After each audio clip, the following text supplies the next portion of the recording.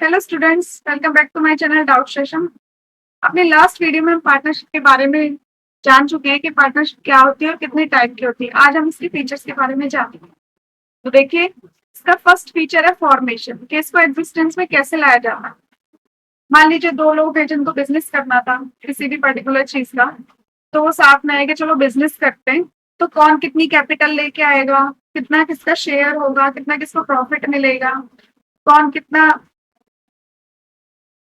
जो भी चीजें कैपिटल में लेके आएगा, कितनी लेके आएगा, वो सारी चीजें हम डिसाइड कर लेते हैं। अब उन्होंने डिसाइड तो कर लिया, लेकिन ऐसा ना हो कि फ्यूचर में जाके एक पार्टनर बोले कि नहीं, मेरा तो इतना शेयर नहीं था, मुझे तो ज्यादा था, मुझे ज्यादा चाहिए। तो इसलिए एक लीगल एग्रीमेंट बनाया जाता है ताकि आगे फ्यूचर में कोई प्रॉब्लम ना हो।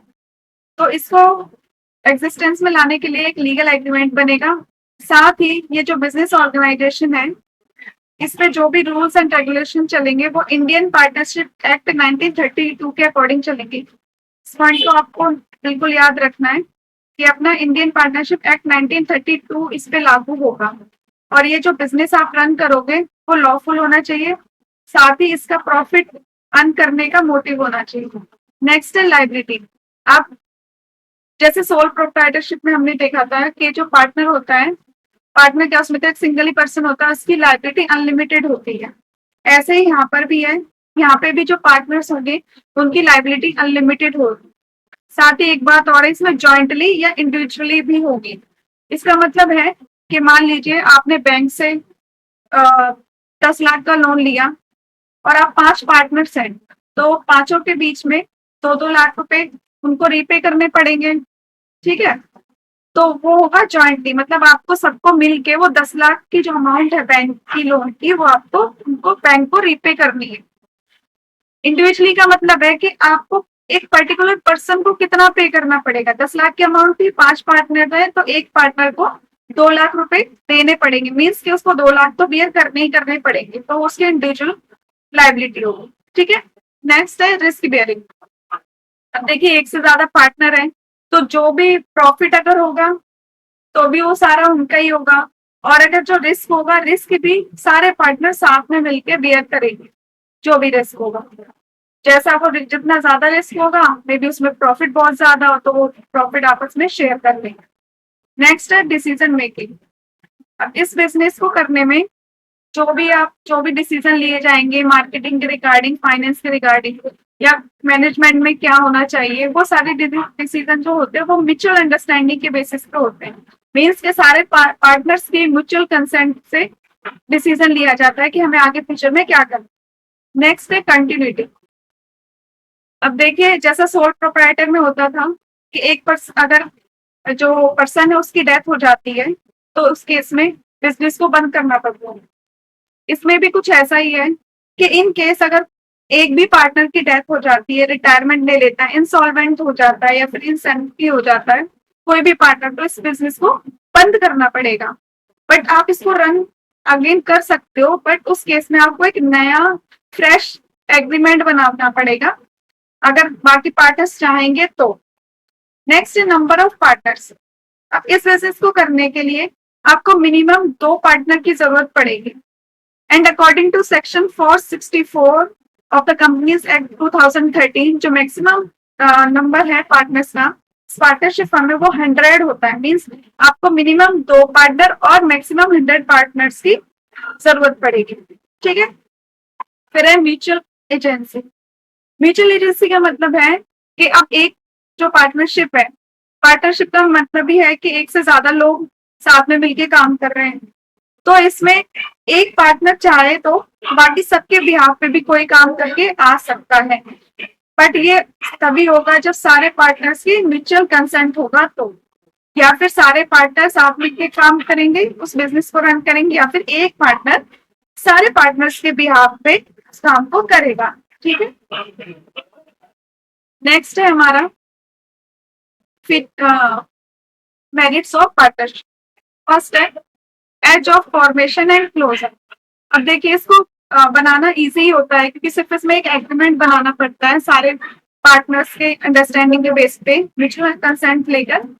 कि कितना कौन कैपिटल लेके आ रहा है, कितना कौन ना प्रॉफिट किसको कितना मिल रहा है, ठीक है। इसमें रजिस्ट्रेशन कंपलसरी नहीं होता है कि आपको रजिस्ट्रेशन ही कराना है। क्लोजर भी इसका इजी होता है कि अगर सारे पार्टनर चाहेंगे कि हमें आगे अब बिजनेस रन नहीं करना, तो उस बिजनेस को शट डाउन कर सकते हैं। या फिर अगर एक पार्टनर की डेथ हो जाती है या वो इंसॉल्वेंट हो जाता है या कोई भी केस होता है, तो वो तो भी वो बिजनेस बंद हो जाएगा। बट अगर पार्टनर चाहेंगे तो उसको वो दोबारा से फ्रेश एग्रीमेंट बना के दोबारा रन कर सकते हैं, जैसे मैंने अभी फीचर्स में बताया था। नेक्स्ट है डिसीजन मेकिंग। अब देखिए डिसीजन जो होता है, अब 5 पार्टनर हैं या 4 हैं, जितने भी हैं, सारे पार्टनर साथ मिलके काम कर रहे हैं, तो सब अपने अपने जो एरिया के एक्सपर्टीज होंगे वो उसमें काम करेंगे। वो जिस भी एरिया में एक्सपर्ट है, मान लीजिए कोई मैनेजमेंट में अच्छा है तो वो मैनेजमेंट का काम करेगा, कोई मार्केटिंग में अच्छा है तो वो मार्केटिंग का, कोई प्रोडक्शन में अच्छा है तो वो प्रोडक्शन में हेल्प करेगा। तो सब अपने अपने एरिया में काम करेंगे, तो इससे डिसीजन जो लेना होगा वो थोड़ा आसान हो जाता है, क्योंकि कोई भी एक पर्सन दूसरे को ये फोर्स नहीं कर सकता कि तुमने ये चीज गलत की, क्योंकि दूसरा बंदा अपनी फील्ड में एक्सपर्ट है, ठीक है। इससे जो काम का बर्डन होता है वो भी कम हो जाता है। नेक्स्ट है मोर फंड्स। अब देखिए जैसे सोल में क्या होता था कि सिंगल एक पर्सन होता था जो अपनी प्रॉपर्टी को यूज कर रहा है, ठीक है, वो ही थोड़ा बहुत फंड जो भी उसके पास होता है उसको यूज करता है। बट इसमें क्या होगा कि बहुत सारे पार्टनर हैं, तो वो आपस में बिजनेस रन करें तो सभी कुछ ना कुछ अमाउंट लेके आए होंगे, तो वो सारे बिजनेस में लगाएंगे, तो उससे क्या होगा, फंड ज्यादा बढ़ेंगे। और it is possible to raise large amount of funds, means loan ले सकते हैं या फिर और अदर रिसोर्सेज भी होते हैं, तो इनको मिल जाता है। फिर है रिस्क एंड सीक्रेसी। अब देखिए रिस्क तो हर बिजनेस में रिस्क होता है, रिस्क लेंगे तभी तो प्रॉफिट होगा, बिना रिस्क लिए तो कोई काम हो नहीं सकता। तो जो साथ जो रिस्क होता है वो इस पार्टनरशिप में सारे पार्टनर्स को बेयर करते हैं, मीन सारे के सारे एक साथ मिलकर उस रिस्क को बेयर कर रहे हैं। साथ में सीक्रेसी इसलिए होती है कि इसमें कोई लीगली रिक्वायरमेंट नहीं होती कि इनको अपने अकाउंट्स को पब्लिक करना पड़े या रिपोर्ट्स को सबमिट करना पड़े, ठीक है। तो इनकी जो भी इंफॉर्मेशन होती है वो बहुत ही कॉन्फिडेंशियल रहती है। मीन्स देखिए अगर आप पब्लिकली कोई भी अपने अकाउंट्स या फिर अपनी रिपोर्ट्स नहीं दिखा रहे हैं तो सामने वाले इंसान को पता ही नहीं चलेगा, ठीक है। तो इनकी जो इंफॉर्मेशन होती है कॉन्फिडेंशियल रहती है और कोई भी पार्टनर इसको पब्लिक भी नहीं कर सकता। ये सारी चीजें अपने वो एग्रीमेंट में लिख सकते हैं। नेक्स्ट है लिमिटेशंस। अब इसकी फर्स्ट लिमिटेशन है अनलिमिटेड लायबिलिटी। देखिए अनलिमिटेड लायबिलिटी है तो इन केस अगर बिजनेस में कोई भी लॉस होता है तो उस लॉस को पार्टनर्स को बियर करना पड़ेगा। मीन्स देखिए अगर उनके पास असेट्स है बिजनेस में, तो अगर वो सफिशिएंट नहीं है तो जो पर्सनल इसकी एसेट्स होंगी उससे भी रिपेयर डेप्ट किया जा सकता है। मीन्स अगर पार्टनर्स ने लोन लिया है, 10 लाख का लोन लिया है, ठीक है, बट जो उनकी बिजनेस की एसेट्स है वो सिर्फ 8 लाख की है, तो वो तो बिजनेस से एसेट से वो रिकवर हो जाएंगे, बट जो 2 लाख बचेंगे वो तो नहीं हो सकता। तो उसको कैसे बेयर करेंगे, उसको करने के लिए वो उसके जो पर्सनल रिसोर्सेज होंगे उनको रीपे किया जाएगा उसके थ्रू, ठीक है। मतलब पार्टनर्स अपनी जो पर्सनल एसेट्स होंगी उन सबको यूज करेंगे अपना डेप्ट को पे करने के लिए, ठीक है। बट अगर सफिशियंट है तो उसमें कोई रिक्वायरमेंट नहीं होती, ठीक है। तो ये भी इसकी एक लिमिटेशन है। नेक्स्ट है लिमिटेड रिसोर्सेज।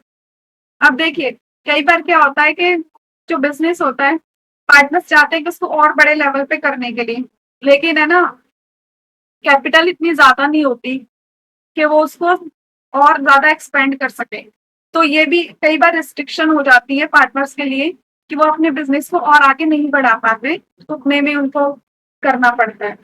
तो इसमें थोड़ी कैपिटल की प्रॉब्लम होती है, बिजनेस का लिमिटेड रिसोर्सेज रहते हैं, ठीक है। इसको आप रिसोर्सेज को आप एक तरह से इसके मेरिट्स और लिमिटेशंस दोनों में यूज कर सकते हैं। मेरिट में अगर आप यूज करेंगे तो इसके रिसोर्सेज को आप सोल प्रोप्राइटर के साथ कंपैरिजन में बता सकते हैं कि सोल में कम होता है बट इसमें उससे ज्यादा मिल जाता है हमें।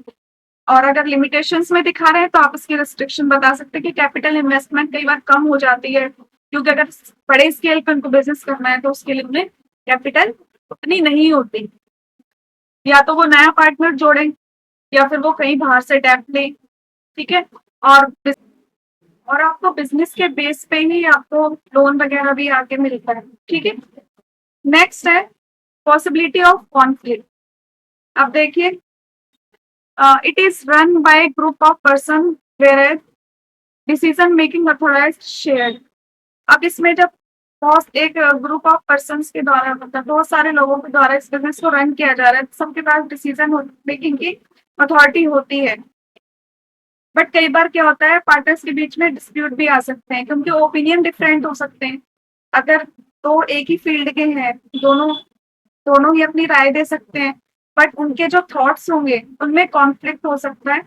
मीन्स कि उनमें डिफरेंशिएशन हो सकता है कि एक बंदा किसी और वे में सोच रहा है, एक किसी और तरीके से सोच रहा है। तो ठीक है, तो कॉन्फ्लिक्ट भी हो सकता है इसमें।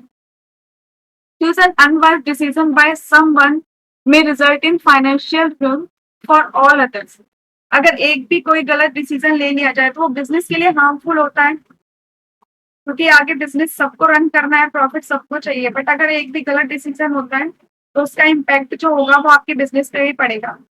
नेक्स्ट है लैक ऑफ कंटिन्यूटी। जैसा कि मैंने मेरिट्स में भी बताया था कि अगर किसी भी बिजनेस, अगर इसमें पार्टनरशिप में अगर पार्टनर, किसी एक भी पार्टनर की अगर डेथ हो जाती है, रिटायरमेंट ले लेता है, दिवालिया घोषित हो जाता है, इंसॉल्वेंसी को बोलते हैं दिवालिया घोषित हो जाना, इंसैनिटी मीन्स पागल पागल घोषित हो जाए, तो इस केस में आपको जो बिजनेस होगा उसको बंद करना पड़ेगा।